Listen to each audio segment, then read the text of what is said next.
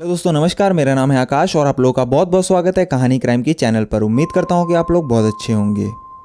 आज की कहानी हमारे पड़ोसी देश चीन से है। ये कहानी एक ऐसी अंधेरी रात के एक ऐसे बस सफ़र की है जिससे कई सारे रहस्य जुड़े हुए हैं और इस घटना के बाद कई लोगों ने तो रात में सफ़र करना ही बंद कर दिया था, और ख़ासकर इस रूट पर। कहानी शुरू होती है चीन की राजधानी बीजिंग से कुछ किलोमीटर दूर yuan Ming yuan bus terminus से। 14 नवंबर 1995 की देर रात एक बस yuan Ming yuan bus terminus से निकलती है। ये बस उस रात की आखिरी बस थी और इस बस का जो आखिरी स्टॉपेज था वो था शियांग शैन, जिसे कि फ्रेग्रेंट हिल्स के नाम से भी जानते हैं, और यह जगह हाइडियन डिस्ट्रिक्ट में पड़ती है। Yuan Ming yuan bus terminus से फ्रेग्रेंट हिल्स तक का जो सफ़र था वो तकरीबन 16 किलोमीटर लंबा था, और इस बस का जो रूट था उसका नंबर था रूट नंबर 375। तो यह आखिरी बस अपने तय वक्त पर बस टर्मिनस से निकलती है, और जब यह बस वहां से निकली तो इसमें उस वक्त कुल 2 लोग थे, एक तो बस का ड्राइवर और एक लेडी कंडक्टर। इसके तकरीबन 2-3 स्टॉप के बाद यह बस वहीं पर एक बहुत ही मशहूर जगह है समर पैलेस, उसी के एक बस स्टॉप पर रुकती है। उस बस स्टॉप से एक बूढ़ी महिला, एक 20-22 साल का एक जवान लड़का और एक यंग कपल इस बस में सवार होते हैं। जो यंग कपल था वो दोनों ड्राइवर के पीछे वाली सीट पर जाकर बैठ जाते हैं, और जो लड़का था वो दूसरी साइड वाली सीट पर बैठ जाता है बस के गेट के पास, और वो बूढ़ी औरत उस लड़के के पीछे वाली सीट पर ही बैठ जाती है।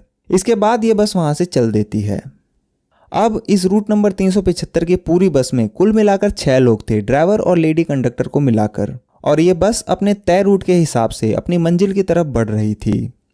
जिन रास्तों से ये बस गुजर रही थी वो शहर का बाहरी इलाका था, और उन रास्तों में इस बस के अलावा और कोई दूसरी गाड़ी नजर नहीं आ रही थी। चारों तरफ बिल्कुल खामोशी थी क्योंकि लगभग आधी रात हो गई थी।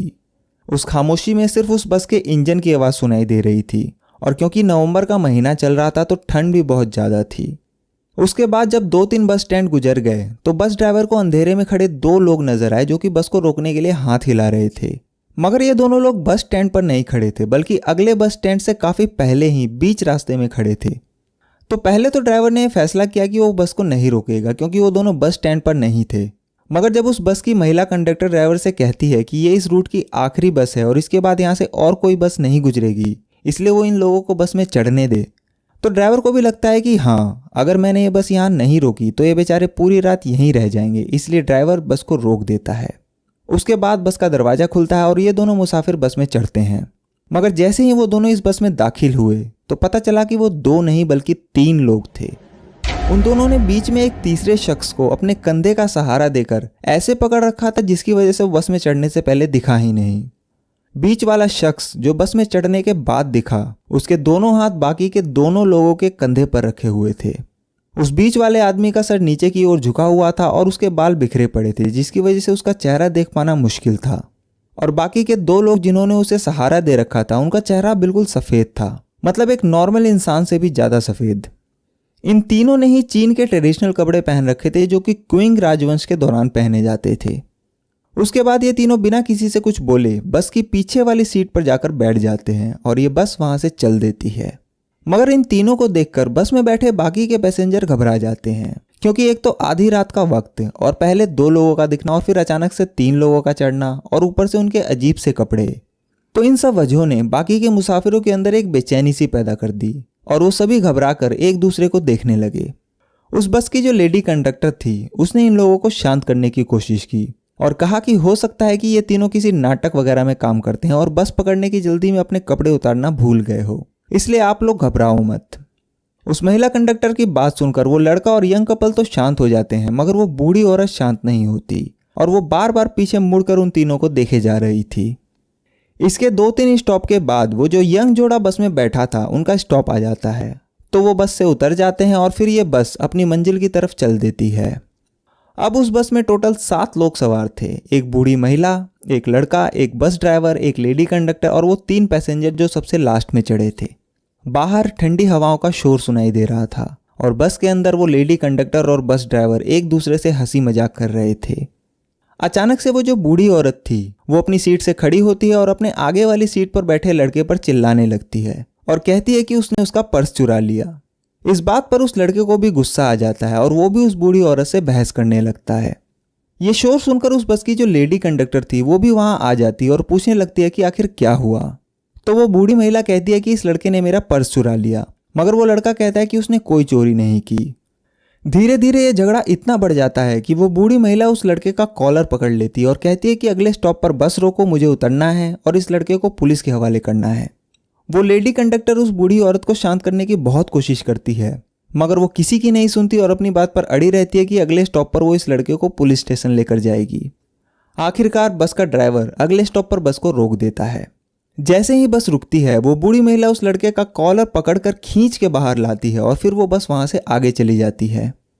अब वो बस तो चली गई, मगर जब वो लड़का चारों तरफ देखता है तो ना तो उसे कोई पुलिस स्टेशन नजर आता है और ना ही कोई दूसरा इंसान। चारों तरफ बिल्कुल अंधेरा था। इसके बाद वो गुस्से से उस बूढ़ी औरत से बोलता है कि तुम्हारे इस झूठे इल्जाम की वजह से मेरी आखिरी बस छूट गई और इसके बाद कोई दूसरी बस भी नहीं आएगी, तो मैं अब अपने घर कैसे जाऊंगा, और यहाँ तो कोई पुलिस स्टेशन भी नजर नहीं आ रहा। तो वो बूढ़ी महिला उससे कहती है कि यहाँ कोई पुलिस स्टेशन नहीं है और मैंने तुम्हें यहाँ किसी पुलिस स्टेशन ले जाने के लिए नहीं उतारा, बल्कि मैंने तुम्हारी जान बचाई है। वो बोली कि मेरे पास और कोई रास्ता नहीं था और मुझे तुम्हें इस तरह उतारना था ताकि किसी को कोई शक ना हो। उस बूढ़ी औरत की ये बात सुनकर वो लड़का सोच में पड़ जाता है और कहता है कि तुमने मेरी जान कैसे बचाई। तो वो बूढ़ी औरत बोलती है कि तुम्हें वो 3 लोग याद है जो सबसे आखिरी में बस में चढ़े थे। तो लड़का कहता है हाँ याद है, थोड़े अजीब से थे। तो वो बोली कि जब से वो बस में चढ़े थे तभी से मुझे कुछ अजीब से लग रहे थे, इसलिए मैं बार बार उन्हें पीछे मुड़ मुड़ कर देख रही थी। इसी बीच एक बार खिड़की से तेज हवा बस के अंदर आई और उनके कपड़े हवा में उड़े। तो मैंने देखा कि उन तीनों के पैर गायब थे और मुझे पक्का यकीन है कि वो तीनों इंसान नहीं थे। मुझे अपने साथ साथ तुम्हारी भी जान बचानी थी, इसलिए मैंने तुम पर झूठा इल्जाम लगाकर बस से उतार दिया। जैसे ही ये बात उस लड़के ने सुनी, उसके पसीने छूट गए। उसके बाद ये दोनों थोड़ी दूर आगे एक पुलिस स्टेशन था, वहां गए और इन 3 रहस्यमय लोगों के बारे में बताया। और जब उस बूढ़ी औरत ने यह बताया कि उन तीनों के पैर नहीं थे, तो पुलिस को लगा कि वो मजाक कर रही है और ये उसका वहम होगा, और फिर पुलिस ने दोनों को अपने अपने घर भेज दिया। उसके बाद 14 नवंबर 1995 की वो रात बीत गई, मगर अगले दिन 15 नवंबर को एक चौंकाने वाली चीज हुई। पता चला कि रूट नंबर 375 की जो आखिरी बस yuan Ming yuan bus terminus से निकली थी और जिसे फ्रैग्रेंट हिल्स पहुंचना था, वो बस फ्रैग्रेंट हिल्स के बस डिपो पहुंची ही नहीं। मतलब कि जिस बस को 14 नवंबर की रात को ही बस डिपो पहुंच जाना चाहिए था, वो बस अभी तक गायब थी। और न सिर्फ बस गायब थी, बल्कि उसके साथ साथ बस का ड्राइवर और लेडी कंडक्टर भी गायब थी। इसके बाद बस डिपो वालों ने पुलिस के पास उस बस की मिसिंग रिपोर्ट लिखाई। अब जैसे ही पुलिस को पता चला कि रूट नंबर 375 की वो आखिरी बस गायब हो गई है, तब उन्हें वो बूढ़ी महिला और वो लड़का याद आया। फिर उन दोनों को पूछताछ के लिए बुलाया गया और उन्होंने फिर से वही कहानी दोहराई, पर इस बार पुलिस ने उनकी बातों को सीरियस लिया और बहुत ढंग से सुना। मगर कहीं से ये बात मीडिया में लीक हो गई और देखते ही देखते रूट नंबर 375 की बस गायब होने और उससे जुड़ी ये कहानी लोगों में आग की तरह फैल गई। लोग इसको लेकर तरह तरह की बातें बनाने लगे। इधर पुलिस भी बस की तलाश में जुटी थी, मगर उन्हें कोई कामयाबी हाथ नहीं लग रही थी। और इसी खोजबीन में 2 दिन बीत गए और 17 नवंबर आ गया। 17 नवंबर 1995 को पुलिस को मियून रिजर्वॉयर में एक बस पानी के अंदर डूबी हुई मिलती है। उसके बाद क्रेन से बस को बाहर निकाला जाता है और जब बस बाहर आती है तो पता चलता है कि ये वही रूट नंबर 375 की आखिरी बस है जो 2 दिन से गायब थी। फिर जब बस को खंगाला गया तो उसके अंदर से 3 लाशें मिली, एक बस ड्राइवर की, एक लेडी कंडक्टर की और एक उस शख्स की जिसे उन दोनों रहस्यमय इंसानों ने बीच में सहारा देकर पकड़ रखा था, जिसके बाल बिखरे हुए थे। अब पुलिस को यह बस तो मिल गई, मगर इसने इस कहानी को सुलझाने की बजाय और उलझा दिया, क्योंकि जो 3 लाशें उस बस में मिली वो बुरी तरह सड़ चुकी थी और ऐसा लग रहा था जैसे इनकी मौत कई दिन पहले हो चुकी है, जबकि सिर्फ 2 दिन पहले ही ये बस और ये लोग गायब हुए थे। 2 दिन के अंदर ही बॉडी इतनी डिकम्पोज्ड हो जाए, ऐसा पॉसिबल ही नहीं था। गर्मी अगर बहुत ज़्यादा भी हो तब भी 2 दिन में लाश इतनी नहीं सड़ सकती। और खैर उस वक्त तो नवंबर का महीना चल रहा था और उन दिनों रात के वक्त वहाँ का तापमान कभी कभी तो माइनस में भी चला जाता है। दूसरा कि जहाँ ये बस पानी में डूबी हुई मिली वो जगह फ्रैग्रेंट हिल्स से तकरीबन 100 किलोमीटर दूर थी। जब ये बात बस डिपो में बताई गई तो उन्होंने कहा कि ये पॉसिबल ही नहीं है कि वो बस 100 किलोमीटर और आगे तक चली जाए, क्योंकि उसमें इतना डीजल ही नहीं था। ये बात सुनकर पुलिस वाले और हैरान हो गए। उसके बाद ये चेक करने के लिए कि बस में डीजल है या नहीं, उन्होंने उसका फ्यूल टैंक खोला। मगर जैसे ही पुलिस ने फ्यूल टैंक खोलकर देखा तो पूरा फ्यूल टैंक ताजे खून से भरा हुआ था और ये बहुत अजीब चीज़ थी। इसके बाद पुलिस ने सीसीटीवी कैमरे खंगाले तो पता चला कि जहाँ से वो बूढ़ी औरत और वो लड़का बस से उतरा था वहां तक तो ये बस कैमरे में दिखी, मगर उसके आगे ये बस किसी भी कैमरे में कैद ही नहीं हुई। और क्यों कैद नहीं हुई, इसका जवाब किसी के पास नहीं था। उसके बाद ये छानबीन ऐसे ही चलती रही, मगर इसका कोई फायदा नहीं हुआ। आज 2021 में इस घटना को हुए तकरीबन 26 साल बीत चुके हैं, मगर आज भी इन 4 सवालों के जवाब किसी को नहीं मिले। पहला कि वो जो 3 रहस्यमय लोग बस में सवार हुए थे वो कौन थे। दूसरा कि बिना डीजल के वो बस आगे 100 किलोमीटर दूर कैसे चली गई, क्या वो बस डीजल के बजाय खून से चली। तीसरा कि इतनी ठंड होने के बावजूद भी सिर्फ 2 दिन के अंदर ही बस में मिली लाश इतनी सड़ कैसे गई। और चौथा कि उस बूढ़ी महिला और लड़के के उतरने के बाद वो बस आगे किसी भी सीसीटीवी कैमरे में कैद क्यों नहीं हुई। कुछ लोग इसे एक अफवाह भी मानते हैं। मैंने खुद इस खबर के और भी सोर्स ढूंढने की कोशिश की, पर मुझे कुछ लिमिटेड सोर्स ही मिले। और आपको तो पता ही है कि चीन के अंदर से कोई भी न्यूज़ बाहर निकालना कितना मुश्किल है।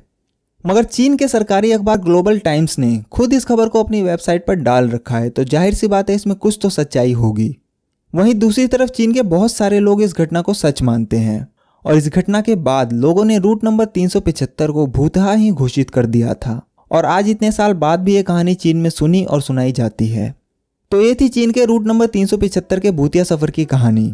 मुझे उम्मीद है कि आप लोगों को ये कहानी जरूर पसंद आई होगी। अगर आपको कहानी पसंद आई हो तो इसे लाइक करें और कमेंट करके बताएं कि आपको कहानी कैसी लगी, और इसे ज्यादा से ज्यादा शेयर करें और चैनल को सब्सक्राइब करके बेल आइकन को जरूर दबाएं ताकि आप मेरी कोई भी कहानी मिस न करें। और हाँ, आप चाहें तो मुझे इंस्टाग्राम पर भी फॉलो कर सकते हैं। मैं आपसे मिलूंगा अगली कहानी में, तब तक के लिए अपना ख्याल रखिए। Thank you very much.